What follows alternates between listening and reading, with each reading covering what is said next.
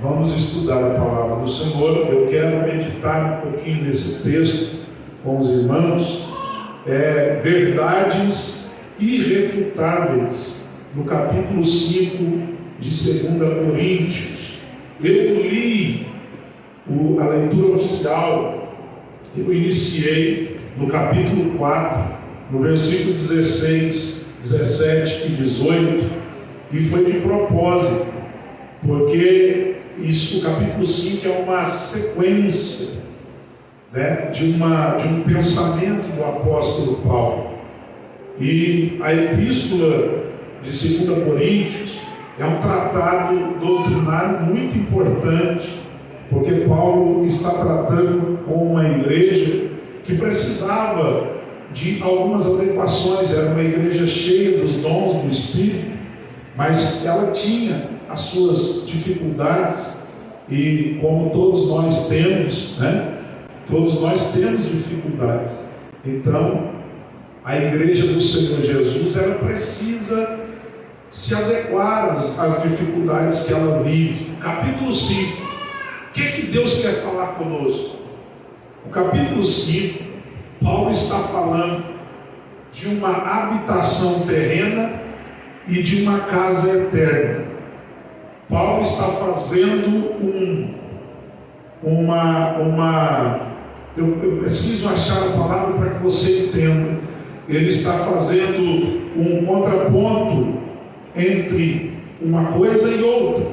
Primeiro ele fala de habitação terrena e fala também de casa eterna, mas ele também fala de corpo humano e fala de corpo espiritual. Eu achei a palavra, ele usa uma linguagem paradoxal, ele faz comparação, ele mostra a igreja, e isso tinha um objetivo, porque ele queria ensinar a igreja que nós estamos aqui na terra e nós estamos longe ainda do céu, mas essa distância entre o humano e o espiritual está sendo cada vez mais diminuído. O que é isso? Deus, ele cada vez mais, ele está nos aproximando do céu. Cada dia que passa, a igreja está cada vez mais próxima do céu. Eu vou repetir, cada dia que passa, a gente está mais próximo da eternidade. E aí Paulo, e ele escreve isso aqui, não é por acaso, porque Paulo também entende que os seus tempos na terra estão abreviando. E ele então escreve isso com o objetivo de quê? De fazer a igreja entender pela fé, e que a igreja usasse a sua fé, e usando a sua fé, a igreja não desistisse, a igreja não desanimasse, a igreja continuasse de pé, porque o objetivo principal é que a nossa vida foi criada com uma direção. E que direção é essa? A nossa vida está direcionada a fazer a vontade de Deus. Pastor, mas e quem não faz a vontade de Deus? É por isso que Deus criou os tribunais. Existe um tribunal que vai julgar as ações dos que forem salvos, e existe um tribunal que vai julgar as ações dos que vão ser jogados na perdição eterna. Então observa que Deus, ele já tinha tudo muito determinado, tudo muito certo. E quando eu chego no capítulo 1, no capítulo 5 e no versículo 1, olha a expressão de Paulo. Você que está com a sua Bíblia, fique com a sua Bíblia, talvez sairemos pouquíssimos do texto. É uma doutrina, um ensino doutrinário, bem textual, bem analítico. Vamos analisar algumas coisas. O versículo 1 diz assim, irmão Heleno: porque sabemos que se a nossa casa terrestre deste tabernáculo se desfizer, nós temos de Deus. Vou repetir, você está aí? Temos de Deus. O que? Um edifício, uma casa não feita por mãos, mas é uma casa eterna. E aonde está essa casa? Nos céus.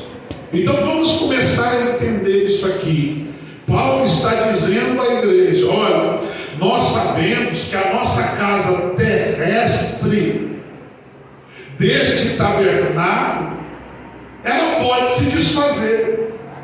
Uma das coisas que faz esse tabernáculo aí se desfazer chama-se morte.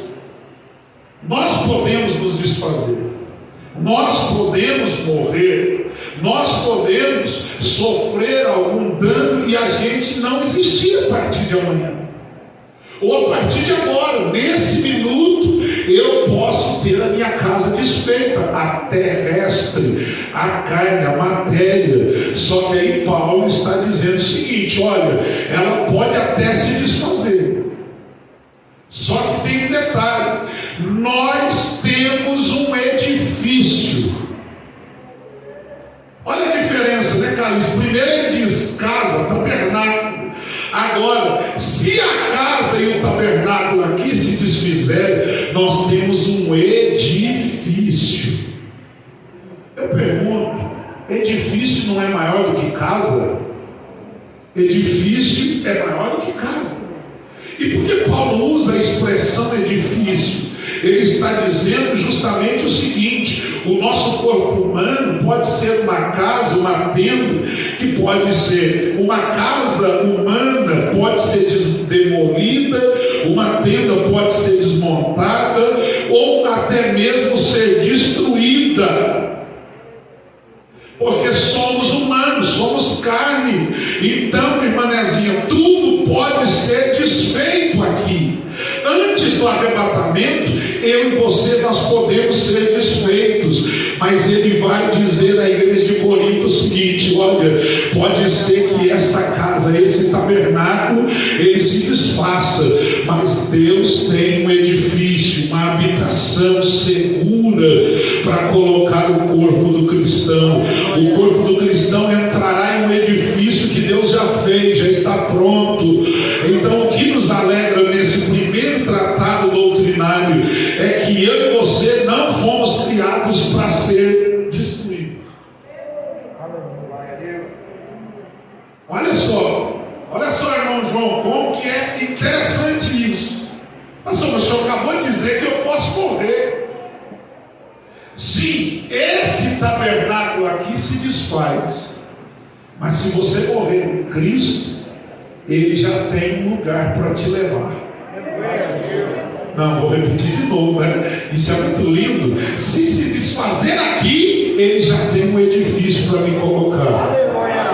Ele tem um lugar seguro para te guardar. Ele já tem um lugar seguro, e lá eu tenho uma boa notícia. Lá, esse edifício, a Bíblia está dizendo que, vamos grifar aí, esse edifício é eterno. Olha só, Edson. Olha só, irmãos, um dos problemas do retiro é isso, né? Toma aquela friagem, chuva, vamos lá. Olha só, Edson, que maravilha. A casa aqui, Franciele, pode ser destruída, ela pode ser demolida. Tudo aqui tem um prazo de validade. Só que Paulo diz assim, que vocês, ele está ensinando por quê? Porque ele quer que a igreja tenha uma fé, uma confiança. Já vocês vão ver. Ele está dizendo assim: acreditem, pode ser que tudo se desfaça aqui, mas lá no céu já existe um edifício pronto. O Senhor guardará todos nós em segurança. Todos nós seremos guardados em segurança. Só que aí, irmã Juliana do Liberdade, irmã Juliana daquele pudim maravilhoso, escute só, irmã Juliana. Aí Paulo fala isso, tá, o crente se conforma, tudo bem. Se eu me desfizer, tem um edifício, tudo bem, para por aí. Não, Paulo vai dizer assim, Ana Paula, no versículo 2. Ele diz assim: é por isso. Então ele está apontando para o versículo primeiro, dizendo assim: ó, é por causa desse edifício, é por causa dessa eternidade, é por causa dessa incorruptibilidade que eu preciso, ainda em corpo humano, eu preciso desejar essa habitação. Aleluia. Porque senão de nada adianta E aí, irmã Maria, irmã Lena, a Bíblia diz assim, que Paulo diz assim: é por isso que também nós gememos.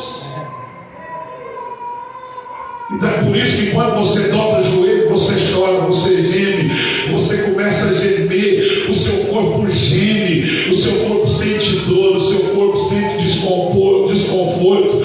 O gemer aqui não é só no sentido do gemido de boca, não.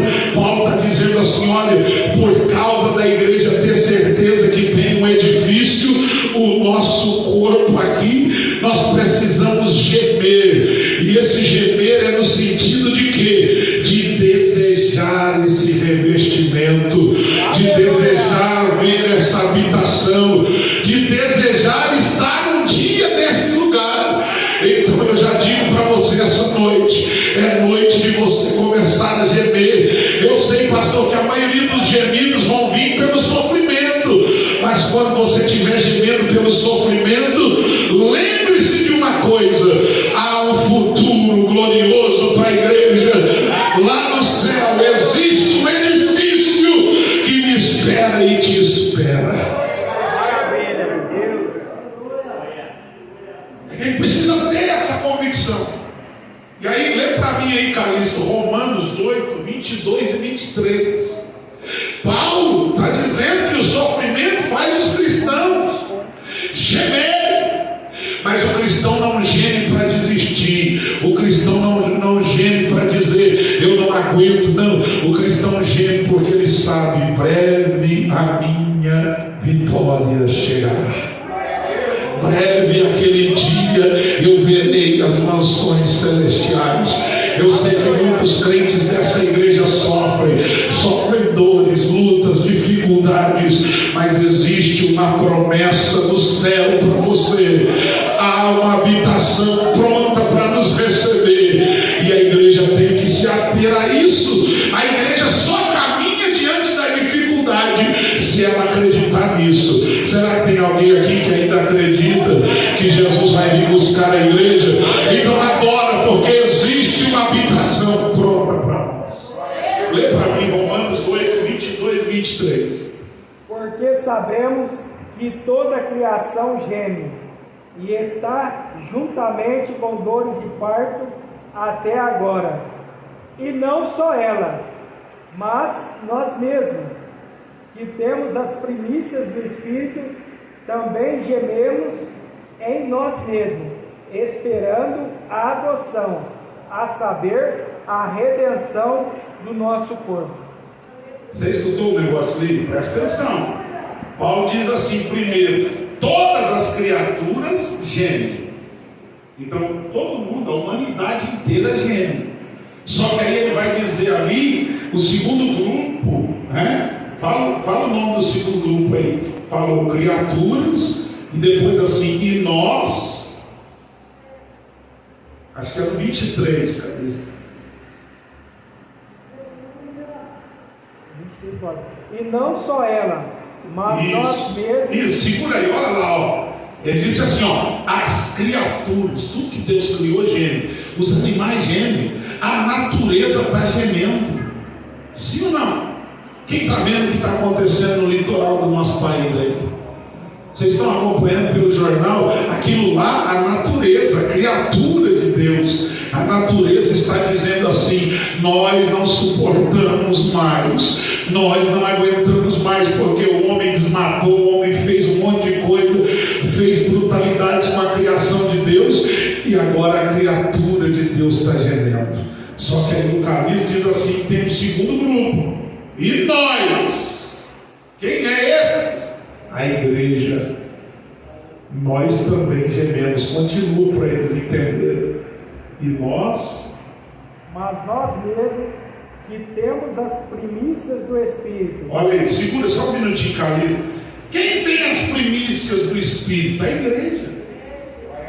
Porque Deus cuida das criaturas? Cuida, mas só que as principais coisas Ele traz para quem? Para os filhos, para a igreja. Mas está dizendo, mesmo nós tendo e recebermos de Deus as primícias, continua, Calixto, mesmo assim a gente também geme. Também gememos em nós mesmos, esperando a adoção, a saber, a redenção do nosso corpo. Olha lá, tem uma palavra, ele diz assim: nós também estamos gemendo, mas esperando. Esperando a adoção. Não é para você ser filho de novo. Ele fala assim: ó, adoção o quê? Estamos esperando o nosso corpo ser transformado.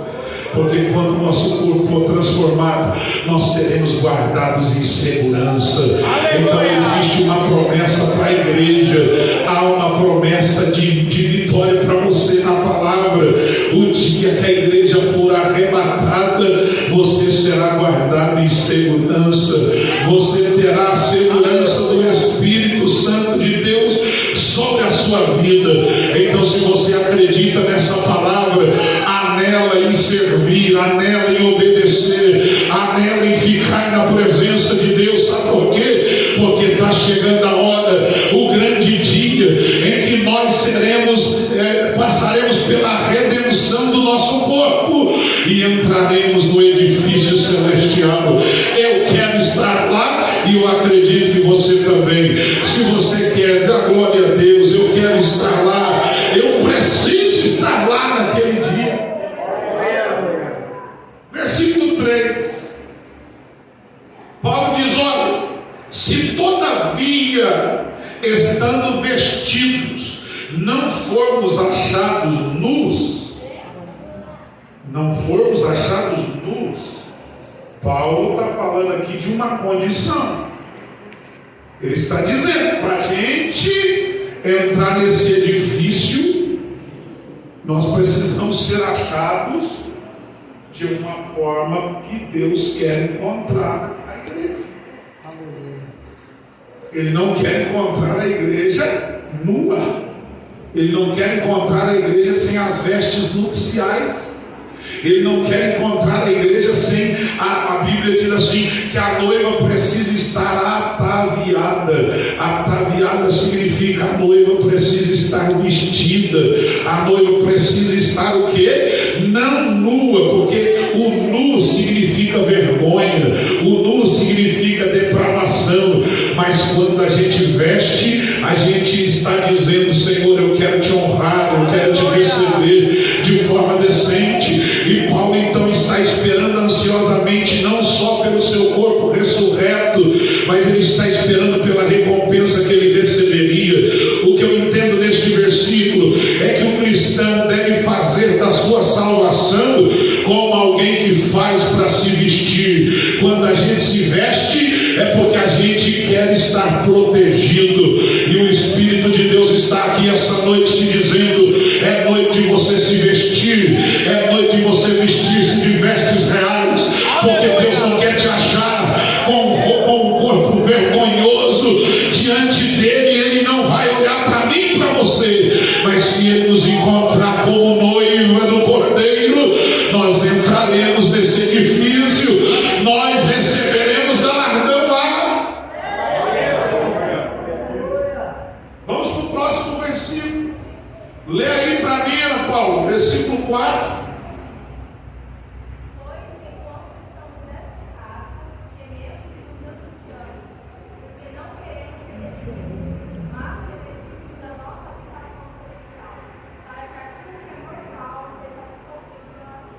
Olha só, olha para esse irmão do lado aí e diga para ele assim: ó, eu não quero ser achado nu. Diga, pode falar, não fica com vergonha não. Diga para ele: eu não quero ser encontrado nu. Irmão, só presta atenção, isso aqui é espiritual, viu? Porque tem umas igrejas aí que prega aí, diz que não pode ficar nu, não pode tomar banho, tem que ir de roupa. Esse negócio não existe, né? Não vai tomar banho de roupa, não tem jeito. Aí ele diz que se Jesus voltar, o texto da Ana Paula está dizendo assim, ó: porque também nós, os que estamos neste tabernáculo, que tabernáculo? Esse corpo humano que nós temos, nós gememos carregados. É um gemido com substância mesmo. A gente geme, mas é aquele gemido mesmo, é igual o ronco do Carlinho lá no Retiro. Aquele ronco que, não é, João? Assim, todo mundo escuta. João também ronca, irmão. E rompe com a boca aberta ainda, só Jesus na vida dele. Né? Então vamos ver, esse gemido tem que ser o quê? Carregado. Não é só, eu que não, porque tem muita gente vivendo uma vida espiritual muito sem substância. Ele dá uma choradinha só e já esquece. Não, quem quer entrar no tabernáculo celestial, ele geme, mas geme, diz: eu quero. Eu preciso. E olha o que Paulo diz aqui, irmãos. Ele diz assim: nós não queremos ser despidos. O que o diabo quer fazer com a igreja é despir a igreja, deixar a igreja na vergonha. Mas o Espírito de Deus está passeando na igreja de São Benedito. Vocês viram domingo, viram aí no retiro, vai ver amanhã, depois de amanhã, e até que a igreja de Jesus seja arrebatada. Enquanto Satanás quer despir a igreja, o Espírito Santo está passeando na igreja dizendo: eu vou te revestir, para que o mortal seja revestido, ou perdão, absorvido pela vida.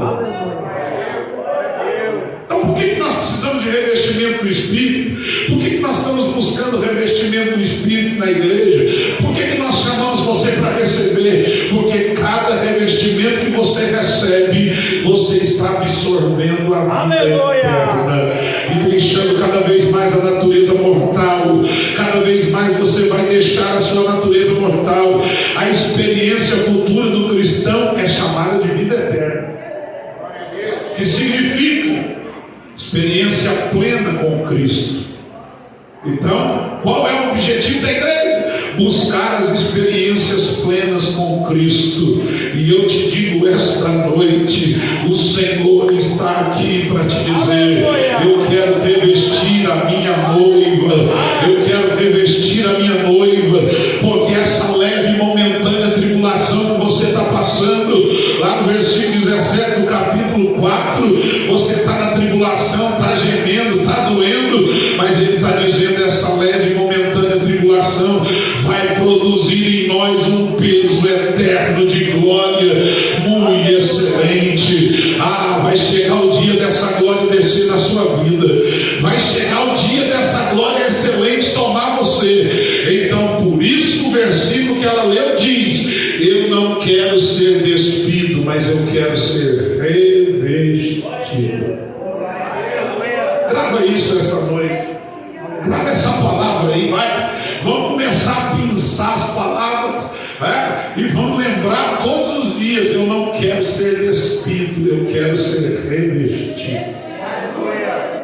Oh, que coisa linda, Jesus!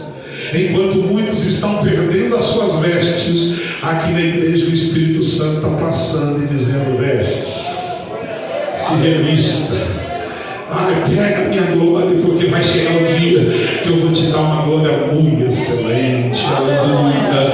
Oh, rabassura bacalabahai, antioplasuricadalabás. O Espírito Santo ele quer te revestir, ele quer te preparar. E eu te digo essa noite, ele está passeando por esse culto para te preparar. Coisa, Giovana, o Espírito Santo está passeando na igreja para nos preparar. Pastor, vai chorar um pouco aí, vamos lá? Olha o versículo 5. Vamos ler o versículo 5? Cadê a Débora? Está aí, Débora? Lê o 5 aí, Débora. Versículo 5 do capítulo 5.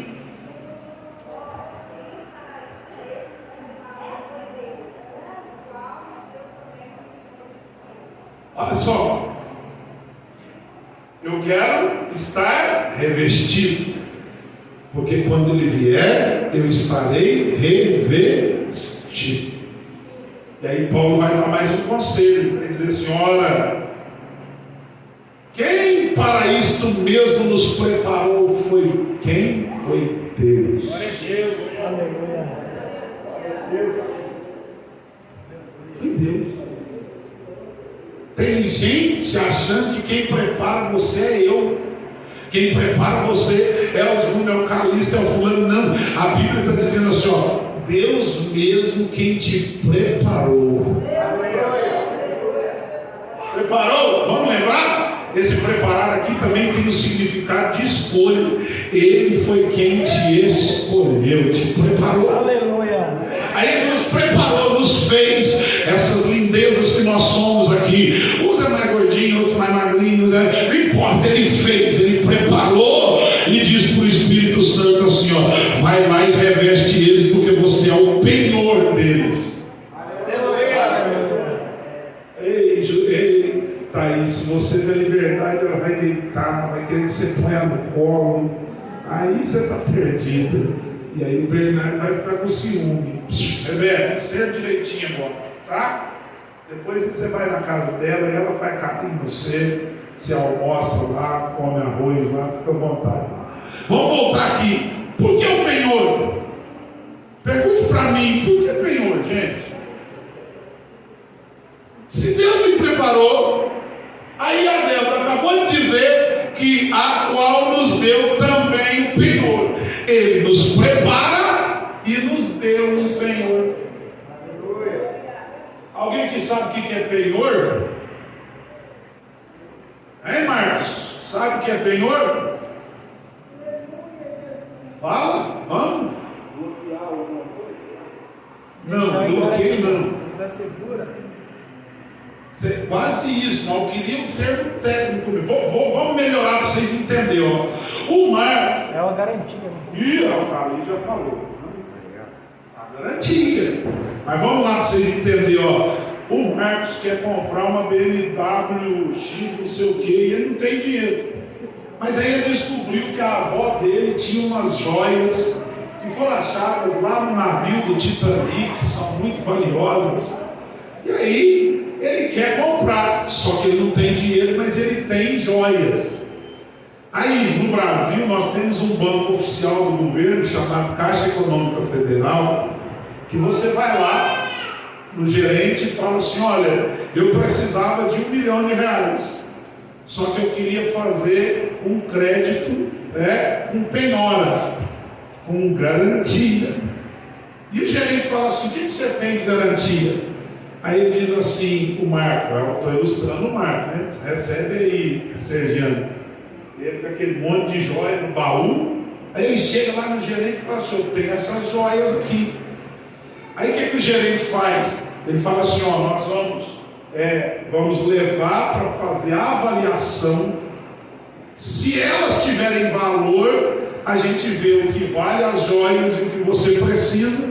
E aí as joias ficam aqui como garantia, como penhor de que você vai pagar o empréstimo. Se você não pagar, as joias o banco leiloa e recupera o dinheiro que emprestou. Não sei se você entendeu o que Deus fez com você. Ele te preparou, Ele te fez e disse assim, estou dando o Espírito Santo para garantir vocês. Vou repetir porque você não deu glória. Eu estou dando o Espírito Santo como garantia para garantir vocês. Nós estamos na geração do Espírito Santo. Nós estamos na dispensação da graça. Deus nos preparou e enviou o Espírito Santo para garantir que você vai ficar vestido, vai ficar ataviado e o diabo não vai tocar em você. Eu tenho uma palavra de Deus para você. A presença do Espírito Santo na vida da igreja, ela garante que você foi comprado, lavado, remido e está com passagem de ida e não de volta para entrar nas mansões celestiais. Quem é o penhor da igreja? O Espírito Santo. Não é a sua profissão que te garante, não é a sua inteligência que te garante, não é nada da sua vida pessoal que te garante. Quem garante a igreja, louvado seja Deus, é o Espírito Santo. E eu tenho uma notícia boa para te dizer: Ele está em nosso meio para garantir essa igreja. Se você acredita, levante essa mão, adore o Espírito Santo, porque Ele é a garantia que nós vamos chegar no céu. E por que Ele tem que ser a garantia da igreja? Porque se Ele não for, Mamília, a nossa garantia, não fosse o Espírito Santo? Glória a Deus. Vamos falar a verdade aqui dentro da igreja mesmo. Vocês acham que vocês me ouviriam se o Espírito Santo não me garantisse? Vocês estão me ouvindo não é porque eu sou bom. Vocês estão me ouvindo não é porque ele é bonitinho. Pelo contrário, só a Márcia que gostou. Mas eu estou aqui por causa de uma garantia. Você está aqui porque tem alguém te garantindo. Não, eu quero repetir isso porque isso toca na minha alma. Eu só prego porque o Espírito Santo me garante. Os obreiros ontem foram comigo em Garapaba. O Mateus faz o nosso irmão aqui. E eu fui falando para eles. O Mateus me fazendo algumas perguntas. Eu disse, irmão, em segurança até eu estou indo preocupado. Imagina eu pregar na igreja do mestre, pastor Weder, é nosso mestre. Como é que prega numa igreja daquela? Mas aí, pastor, eu não disse nessas palavras, mas conversando, quem me garante numa hora dessa?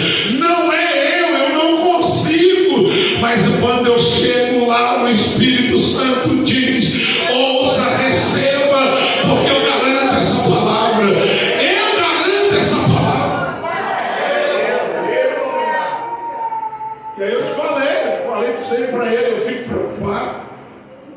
Só que aí hoje lá no retiro ele ainda fez menção e disse assim, Mateus, irmãos, ontem eu ouvi uma palavra à noite na igreja, eu fiz algumas anotações e Deus está falando no meu coração até agora, porque eu preguei lá ontem que andar com Deus. Lembra, Mateus, como é que era o título?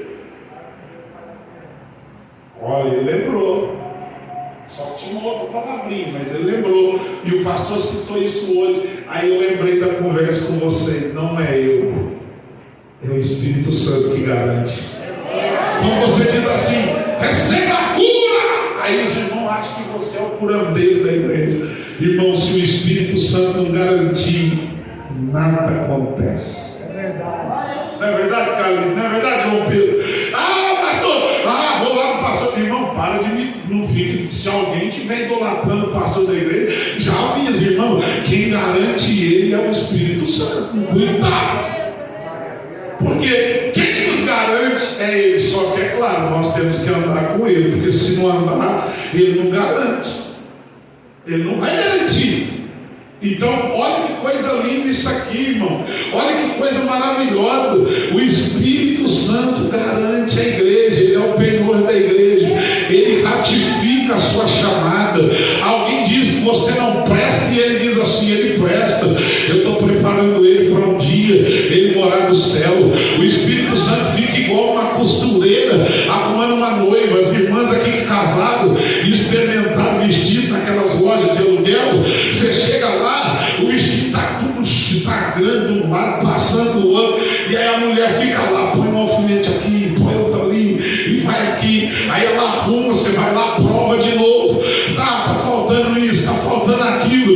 O Espírito Santo nessa geração, ele está garantindo a igreja. Por quê? Porque aonde tem alguma coisa desarrumada na minha vida, se crede, o Espírito Santo está lá para arrumar e dizer, eu vou garantir a igreja, eu vou garantir o meu povo. Irmão Marcelino, irmã Ângelo, olha que maravilha. Nós podemos ser os mais vis, os mais ruins da terra, mas se o Espírito Santo estiver em mim e estiver em você, ele vem dizendo, eu vim para te garantir, eu vim para garantir a sua vida, eu vim para garantir que você vai subir. É isso aí, Thaís. Agora eu ouvi, Pensa nisso. Somos todos miseráveis, mas se nós temos algum destaque, é por causa do Espírito Santo. Os músicos, cantores, vocês acham que o João Pedro toca sax porque ele é bom? Não, porque o Espírito Santo garante. Se o Espírito Santo tirou, ele mesmo teve problema respiratório, eles contaram o testemunho. Você imagina se o Espírito Santo parar de garantir ele não toca mais. Vocês veem aí o Carlinho aí, todo estrelado, tocando o seu saco. Vocês acham que quem garante os músicos da igreja? É o seu talento? É a sua capacidade? Ah, pastor pregou, irmão, é o Espírito Santo indo lá e dizendo assim: eu estou ataviando você, fica quieto, deixa eu arrumar suas vestes. De vez em quando dá uma arrumada, de vez em quando tira para dar uma lavada, de vez em quando ele faz alguma coisa, mas ele diz: eu estou fazendo porque eu sou o Penhor, eu sou sua garantia. Vamos para o versículo 6, lê o 6 aí, Rodolfo, versículo 6. Pelo que estamos sempre de bom ânimo, sabendo que enquanto estamos no corpo, vivemos ausente do Senhor.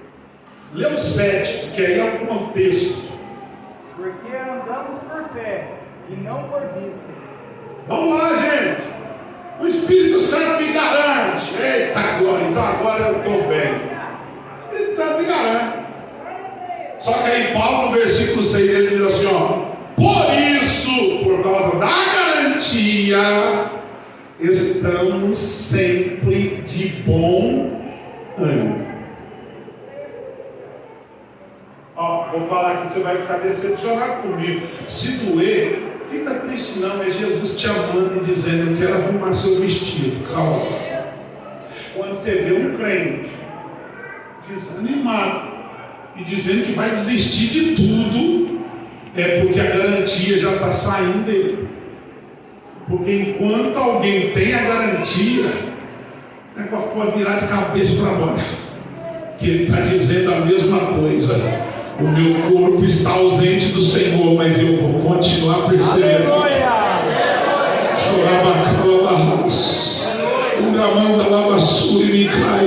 E aí Paulo diz assim: sabe por quê, Bia? Paulo diz assim: olha, eu estou sempre de bom ânimo, sabendo que enquanto estamos no corpo, vivemos ausente do Senhor, mas a minha maneira de ser grato a Ele é ter bom ânimo. Eu preciso ter bom ânimo, porque eu não vivo por vista, eu vivo pela fé. Eu acredito não naquilo que eu estou vendo, eu acredito naquilo que eu entendo que Ele me mostrou.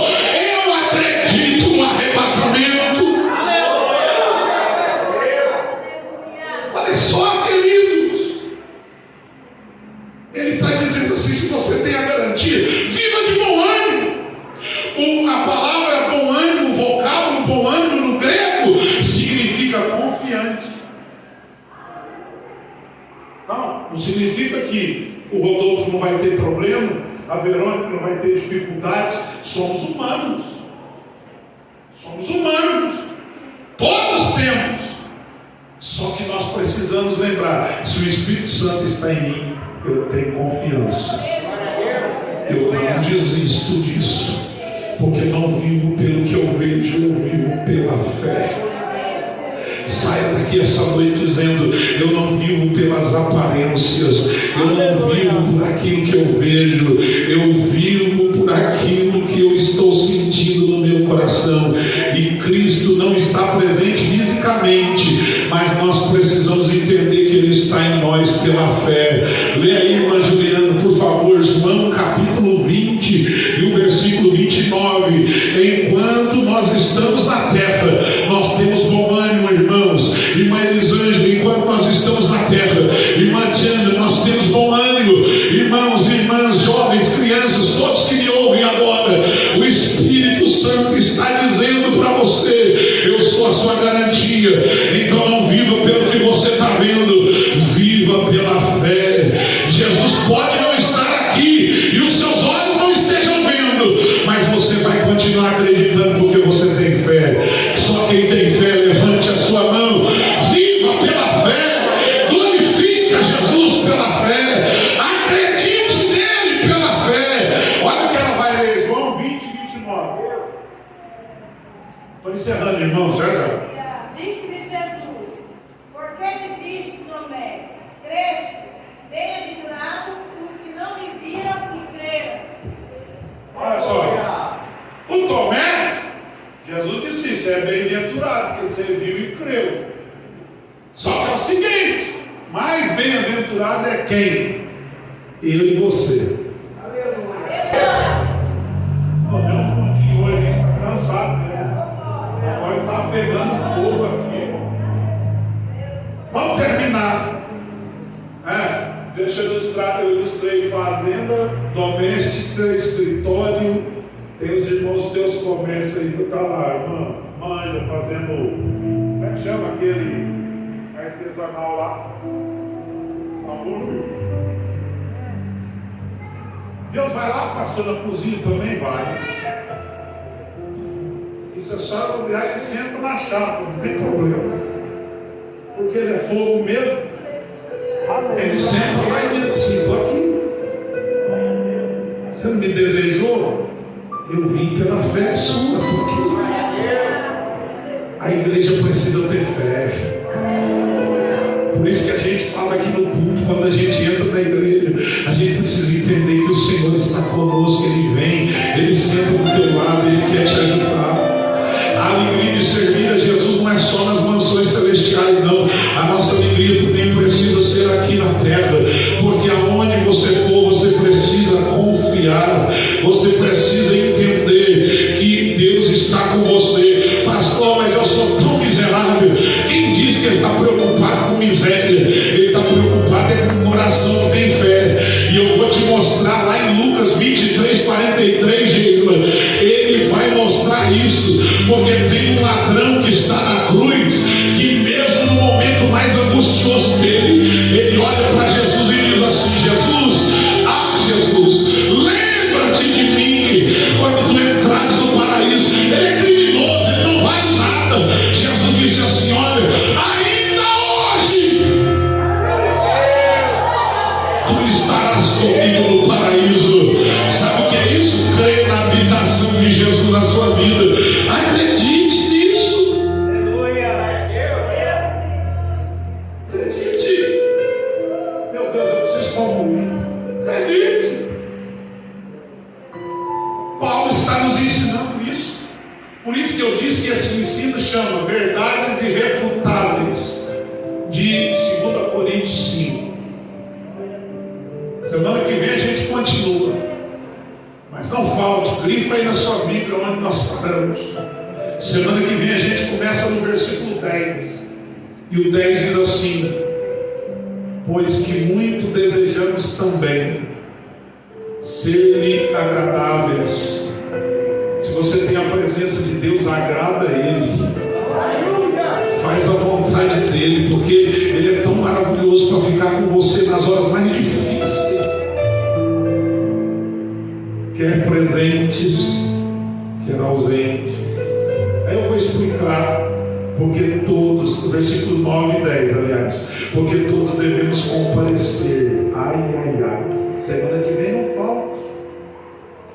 Ele vai na cozinha com a Franciele, ele vai no escritório com o Calixto, ele vai lá na roça com a Eucênia e os irmãos que trabalham na rola. Ele vai lá na lanchonete, lá, fica lá junto com a irmã Ângela, com o Marcelino. Ele está presente conosco. Só que Ele vai cobrar de nós o que? Fidelidade a Ele. E aí nós vamos aprender aqui que haverá um tribunal. Cristo nos julgará se realmente nós somos agradáveis, se nós temos feito tudo para agradar Ele, seja no corpo, né? Ainda no corpo humano, seja bom ou mal, nós seremos julgados por Ele. Que Deus abençoe os irmãos.